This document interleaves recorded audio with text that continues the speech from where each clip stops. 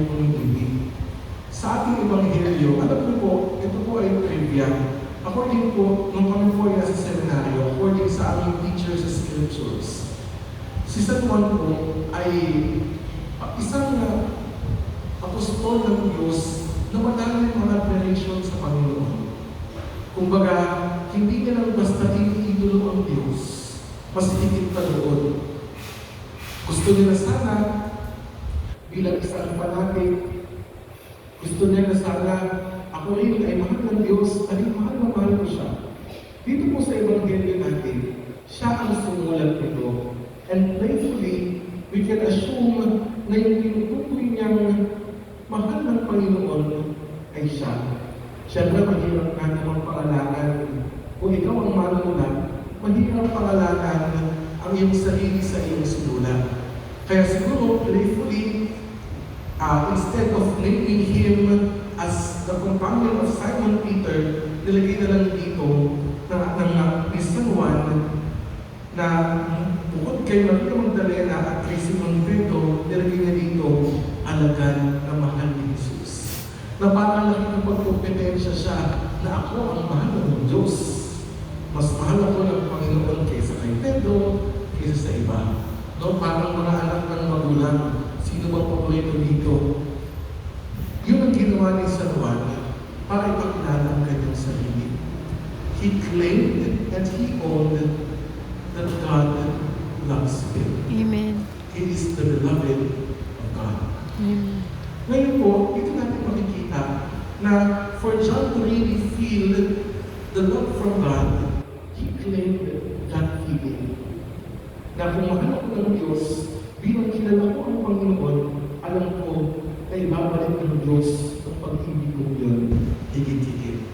Kaya nga kahit sabihin nilang ako'y nagyayabang, ito'y hindi pagyayabang, ngunit realidad dahil kilala ko ang Panginoon Jesus. Amen. So ngayon, ang tunay na pag-ibig ay pakiramdam. Pakiramdam mo na inaangkin mo.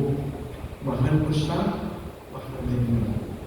Pangalawa po, ang tunay na pag-ibig ay palaging may ginagawang higit.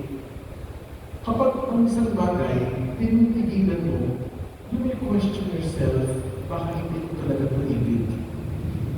Kapag ang isang bagay, minamahal mo ng may hangganan at may kondisyon at may limitasyon, you may question yourself, tama ba o tunay ba ang pag-ibig ko sa bagay nito? Sa ating ebanghelyo muli, nakita natin kung paano hindi kita ni San Juan si Simon Pedro. Kilala natin lahat si Simon Pedro bilang kanang kamay ng ating Panginoon. Mula kay Pedro, tinatag ang Panginoon ng simbahan. Siya ang naghahawak ng susi. Pero dito nakita natin, pinatunayan ni San Juan na mahal niya ang Panginoon Jesus. Dahil sinabi dito na kaya si Pedro at ang isang alagad ay nagpunta sa libingan. Kapwa sila tumakbo, ngunit si Pedro ay naunahan ng kasamang alagad.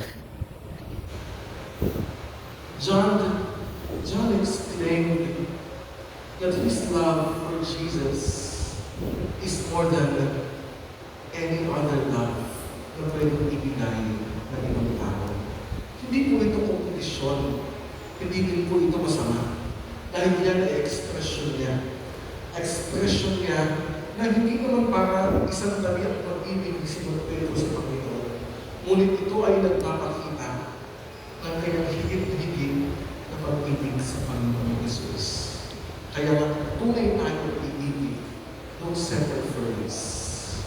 Higitan kung ano ang ginagawa for us to really feel and claim that we are genuinely loving that person, especially God.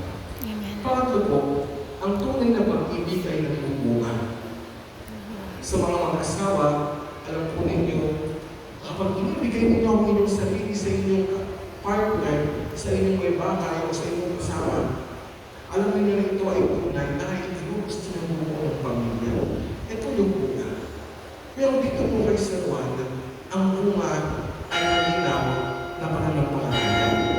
Sinabi po sa mundo ng ating Ebanghelyo, pumasok din ang alagad na unang dumating. Nakita niya ito at siya'y naniwala. And that faith is so pure na hindi kinailangan ng material, na hindi kinailangan ng inspirasyon, na hindi kinailangan ng espesyal na pagganap. Yung pagtititiwan ay nagpunga agad ng pananampalataya kahit ang nakita nila ay mamatay na. Kaya nga dito, malino na ipinapaliwanag sa atin, coming from the birth of Christ, the main goal of His birth is beyond.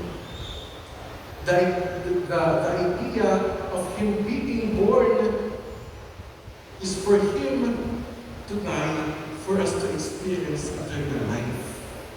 Kaya ngayon makikita natin, ganun yung ipinakita ni Juan. Yung pananampalataya hindi nasusukat ng material na bagay, hindi nasusukat na nakikita ng mata,